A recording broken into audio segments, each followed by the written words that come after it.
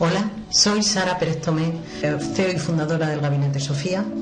Nuestro lema en el gabinete es: no se trata de pensar mucho más, sino de pensar de otra manera. Y nos dirigimos a ti, que si quieres conseguir ser feliz con tu pareja, en tu trabajo y con tus hijos, te invitamos a que nos sigas en este podcast.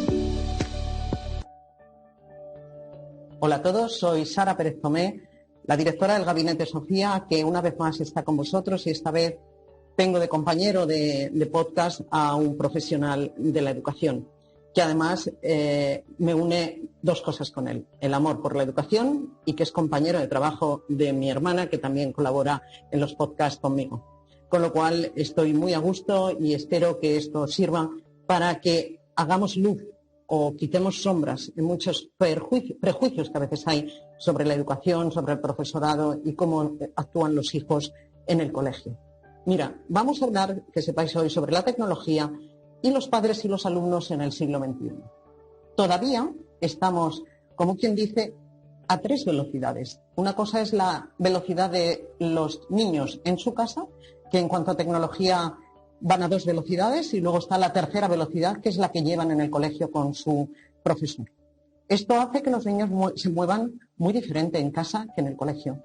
Y por eso tenemos que intentar conciliar lo antes posible las velocidades de la tecnología en casa y en el colegio, si queremos que hagamos equipo, padres, profesores y alumnos, que al final son los que se están jugando su futuro. Así que tenemos con nosotros a Alberto Hidalgo Caballero, que es profesor y tutor de quinto de primaria en un colegio mixto, que se dedica a dar gran parte de las asignaturas más básicas de unos niños de quinto de primaria. Ya sabemos todos la edad que tienen unos niños de quinto de primaria, que están rozando la preadolescencia, y algunos son ya casi adolescentes a tropezones, ¿no? Entonces eso para un profesor es un reto importante y además con una tecnología donde ya maneja niños nativos digitales con padres que no son nativos digitales. Entonces os paso la palabra. Buenos días, Alberto, cuéntanos un poco. Buenos días, Sara, ¿qué tal? Sí, como bien dices, soy profesor en un centro educativo de la región de Murcia, concretamente el Colegio Montepinar, y llevo 7 años pues ejerciendo esta bonita profesión que tanto me llena, ¿no?, que es la docencia. Y para mí es un placer estar aquí hoy contigo para hablar pues de este tema que hoy vamos a tratar y que va a llegar a mucha gente, ¿no? Bueno, vamos a intentar hacer 3 preguntas muy cortas para que, si queda algo en el tintero, la gente nos lo diga y volveríamos a encontrarnos tú y yo las veces que sean necesarias. Lo primero que quería preguntarte es si tú podrías decirnos cuáles son esas ventajas de tener alumnos nativos digitales a pesar de tener padres no nativos digitales. ¿Cuál es tu reto, los alumnos o sus padres? En primer lugar, bueno, si la segunda pregunta me hace cuál es el reto, ¿no?, de si mi alumno o mis padres. Yo creo que son los padres, evidentemente, el tema del reto, ¿no? Pero ahora profundizaremos, ¿no?, en esa mini pregunta, ¿no? A mí me gustaría resaltar, antes de contestarte a qué ventajas, ¿no?, encontramos con estos alumnos que podemos denominar nativos digitales, es que, bueno, pues esto se hace mucho más fácil, ¿no?, es decir, más llevadero. Los niños adquieren esa competencia digital siempre y cuando pues el centro educativo se embarque en ese proyecto, ¿no?, que es desarrollar la competencia digital de lo que es el currículum, ¿no? En mi centro, en este caso donde trabajo, pues dio el salto hace muchos años, unos 4 o 5 para ser exacto, y evidentemente es mucho más fácil encontrarnos con esos nativos digitales, ¿no? Y bien, las ventajas que presentan estos niños, yo hablo siempre de la experiencia mía, ¿no?, de clase, ¿no?, en mis alumnos, sobre todo es la capacidad de motivación que tienen, ¿no?, cuando manejan estas herramientas tecnológicas. Es una motivación que podemos decir que es intrínseca, ¿no?, es decir, que nace de ellos mismos, ¿no?, y encima lo aplican de manera positiva en su proceso de enseñanza y aprendizaje, ¿no? Está claro que en la sociedad que vivimos actualmente la tecnología es importantísima, eso no cabe duda, ¿no? Pero los niños están familiarizados, como bien has dicho antes, desde sus casas, ¿no? Están familiarizados con el móvil del papá, ¿no?, con la tablet, ¿no? Y ese simple hecho de dotarlos de la tecnología, de un ordenador, como tenemos en mi colegio, ¿no?, para que desarrollen su aprendizaje, le da un plus de predisposición y actitud hacia el trabajo, ¿no? Que quizá otras metodologías, pues, que son más tradicionales, pues costaría mucho más, ¿no? Sí. Los niños empiezan a entender y a normalizar que la tecnología no solo es para el uso y disfrute de casa, que no solo es para el entretenimiento, ¿no? Sino que también le empieza a entender que es útil para sus obligaciones académicas, para sus responsabilidades. Por eso encontramos alumnos que también son muy responsables con su trabajo, con sus trabajos, ¿no? Con sus tareas, con sus obligaciones, ¿no? Que va más allá, ¿no? Al fin y al cabo de ese entretenimiento, ¿no? Les da una motivación extra, como he comentado, perdón, Sara, les da una motivación extra, les hace que ser mucho más autónomos, ser independientes, ¿no? Incluso en el proceso de evaluación ellos mismos, la tecnología tiene un carácter accesible y directo, ¿vale? Incluso ellos son mucho más conscientes de su rendimiento y de su evolución académica, ¿no? Bueno, entonces lo que me estás diciendo es que gracias a una buena tecnología bien dirigida, estamos ayudando a un proceso madurativo de cualquier chaval hacia la adolescencia. ¿Por qué? Porque se hace consciente, porque se hace responsable, y todo eso al fin y al cabo es madurez, madurez y madurez. ¿Vale? Sí, así es. Es que me encuentro con niños que, bueno, pues a través de aplicaciones como son de comunicación directa, que es un chat, ellos mismos incluso me buscan, a nivel, si tenemos semana cultural del colegio, me buscan poemas, me los pasan en privado, profe, esto lo puedo decir en clase, espérate que yo te lo reviso, tal. Es decir, lo encontramos que favorece, ¿no? a ese proceso madurativo que tú comentas, ¿no? No, y incluso que ir al colegio no es un castigo, sino que al revés, es algo muy positivo. Yo voy al colegio a aprender, no voy porque tengo que ir al colegio. Y eso ya es un plus importantísimo del que forma parte el centro escolar y todo su profesorado y su ideario. Bueno, lo segundo que te quería preguntar es que si tú notas si todavía hay una gran brecha educativa entre los conocimientos tecnológicos que tienen ya tus alumnos o están adquiriendo y sus padres. ¿Tú crees que sigue habiendo mucha diferencia y muchos padres han delegado la parte informática al colegio y ellos como que se siguen asustando cuando sus hijos se ponen a trabajar con un ordenador o a mirar temas en internet? Aquí también podemos hacer alusión a la mini pregunta que me has hecho anteriormente, ¿no? Es decir, ¿cuál es con quién tengo que trabajar más? ¿Si con los alumnos o con los padres, ¿no? La respuesta para mí es clara, ¿no? Es sí, Sara. Como he dicho antes, los niños están familiarizados. Y el hecho de que en clase, en su aula de trabajo, en sus obligaciones diarios, puedan seguir aplicando las nuevas posibilidades de uso de la tecnología, hace que ese bagaje de conocimiento vaya más allá, ¿vale? Es decir, que sigan, tienen la necesidad, ¿no? Y por tanto, la brecha digital respecto a su familia, a sus padres y madres, pues sigan siendo cada vez mayor, ¿vale? Es decir, porque los padres no tienen esa obligación de formarse, no tienen esa necesidad. El niño sí lo tiene, o sea, sí la hace, le sale innata, ¿vale? Porque me he llegado a encontrar niños que, por ejemplo, esta semana le explicaba un formulario de Google, nociones básicas, cómo empezar, y por la tarde, a las 6 de la tarde, es que me contestan diciendo, profe, ya termina el formulario, y lo hacen súper bien, y yo no he tenido nada, o sea, no he tenido que darle los pequeños matices, estaba perfecto, ¿no? Es decir, esto no ocurre con los padres y con las madres, ¿no? Es decir, porque no han nacido con ese boom de las nuevas tecnologías, ¿vale? Y no tienen esa obligación de seguir aprendiendo, ¿no?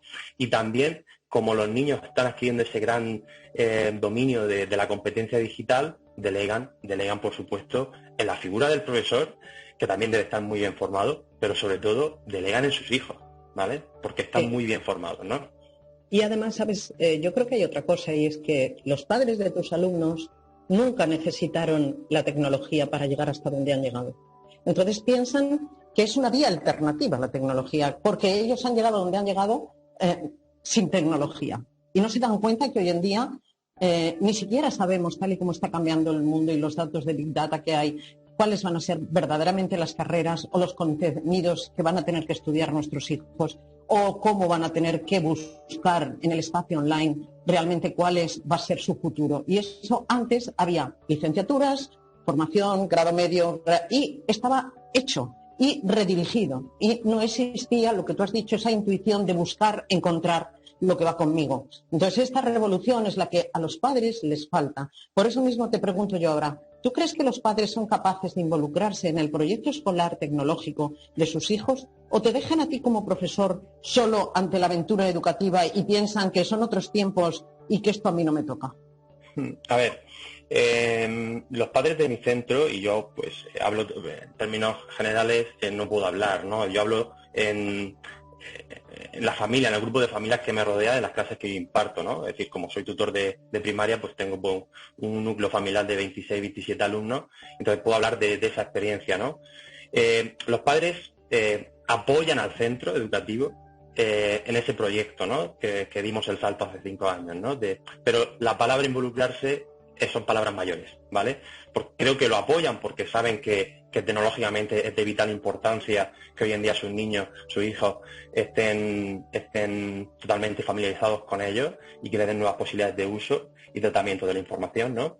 Pero realmente lo que es involucrarse le falta todavía mucho, ¿no? Es decir, le falta mucho, ¿no? Es decir, pero creo que también la escuela, el colegio, el centro educativo tiene que ahondar por generar mini proyectos, ¿no? Para acercar a los padres también a que interactúen, porque yo soy de los que piensan que si el padre conoce o la madre conoce todas las posibilidades que tienen las herramientas con las que trabaja su hijo en el tema de su aprendizaje, pues los padres lo van a entender mucho más a la hora de por dónde ir, a la hora de trabajar y que su niño pues mejore su rendimiento académico, ¿no? Y también le va a nutrir a ellos, también para su día a día, ¿no? Efectivamente, mira, nosotros en nuestro gabinete nos hemos hecho expertos en atender a familias con hijos nini. ¿Sabes lo que son los nini? Los que ni estudian ni trabajan. Habitualmente son casi siempre chicos en una edad entre los 15 y los 22 años. Chicos que han sido buenos estudiantes hasta la secundaria, con las herramientas tecnológicas muy bien adaptadas a su vida y de repente se desconectan del sistema, digamos, educativo y evolutivo intelectual de esto, se encierran en su habitación y solo utilizan toda la tecnología que conocen para navegar por Internet o jugar a la Play, ¿vale? Entonces, ante eso, yo me encuentro con unos padres sobreprotectores, analfabetos digitales, que solo se les ocurre meterle la comida a su niño en el cuarto del cuarto del que no ha salido hace una semana. Y no tienen más recursos para seguir pensando que el talento informático que su hijo había adquirido en el colegio le puede perder en su habitación por falta de motivación, porque realmente es verdad que su hijo, como dicen, es que es muy hábil.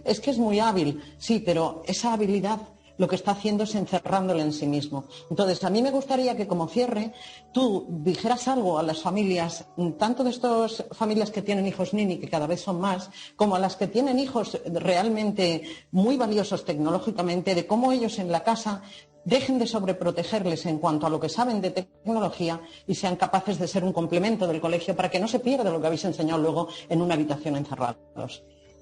Sí, a ver, yo quiero resaltar un poco que, evidentemente, en términos generales, la visión que tienen los padres, como has hecho alusión, ¿no? Es un poco de prejuicio, ¿no? Y rechazo hacia este tipo de tecnologías, ¿no? Y al final también lo hacen, esa sobreprotección viene por ese desconocimiento que tienen los padres a la hora de las posibilidades que tienen de trabajo, ¿no? Incluso es como decían, ¿no? Es decir, se meten en su cuarto a jugar a la Play, no salen y demás, ¿no? Es decir, es que existen una serie de juegos, por decirlo así, videojuegos también, que son para poder desarrollar en familia, para poder desarrollar las capacidades de conocimiento, porque los hay, lo que pasa que es difícil es conocerlos, ¿no? Darse a conocer, ¿no? Pero están ahí y son de fácil adquisición también por parte de los padres para poder entender un poquito mejor que una videoconsola, porque es el sistema que estamos hablando, ¿no? de tecnología, puede llegar a reportar efectos beneficiosos, ¿no? Simplemente juego de baile puede incluso hacer cosas en familia y mejorar ese aspecto de las relaciones, ¿no? Incluso darle un empujón, un salto al propio niño de cambiar esa dinámica de solo sentarse en su sillón, en su cama y no salir del propio cuarto, ¿no? Es decir, yo creo que bien... Incluso tenemos chicos que eran deportistas y hasta abandonan el deporte para refugiarse en su habitación. O sea que, quieras o no, los padres y estos niños están en vuestras manos para dar ese segundo mensaje o ese subliminal mensaje de que las redes son muy positivas y nunca deben restar en tu vida, que siempre pueden sumar más que restar, creo yo, pero eso sí que es verdad que esa mentalidad es difícil que los padres la transmitan y los profesores creo que sí podéis hacerlo muy bien, ¿no? Sí, está claro, es decir, la figura de la escuela, del profesor en este caso es muy importante, ¿no? Para ello necesitamos de una formación extra, ¿no? En conocimiento, y vuelvo a hacer alusión al término de posibilidades, ¿vale? Es decir, el problema es que no se enseña, que es difícil extrapolar. Este tipo de sistemas que tanto les llena a los niños, que hace que generen hábitos sedentarios como son las videoconsolas, ¿vale? Esas nuevas posibilidades de conocimiento, de uso, no llega a la familia. Entonces, no quiere decir que sean malas, es decir, no, oye, es que hay otras posibilidades que pueden hacer cosas positivas de su trato, ¿no? Es decir, de su manejo, ¿no? Y eso es difícil, ¿no? Me gusta mucho el tema de la gamificación, una de las ramas que me encanta, y eso, por ejemplo, en Estados Unidos es el día a día, ¿no? de su trabajo en el aula, ¿no? Y sin embargo explica un poquito lo que acabas de decir, porque si nos oyen padres a lo mejor no saben lo que has dicho.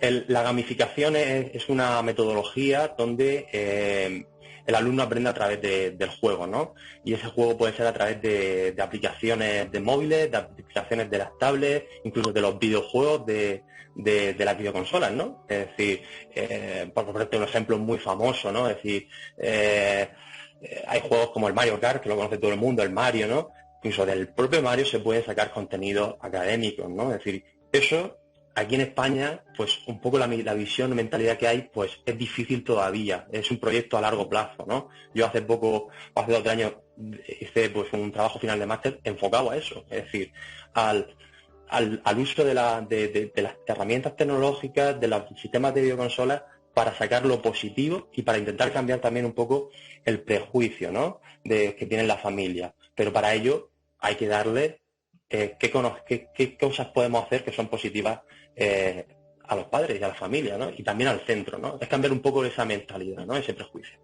Muchísimas gracias, Alberto, porque con estas explicaciones, esta pequeña conversación que hemos mantenido tú y yo, hemos roto el melón del espacio tecnológico en las familias y el espacio que los padres tienen que tener en su propia cabeza de despenalizar la tecnología por sí misma cuando ven que su hijo está encerrado en un cuarto.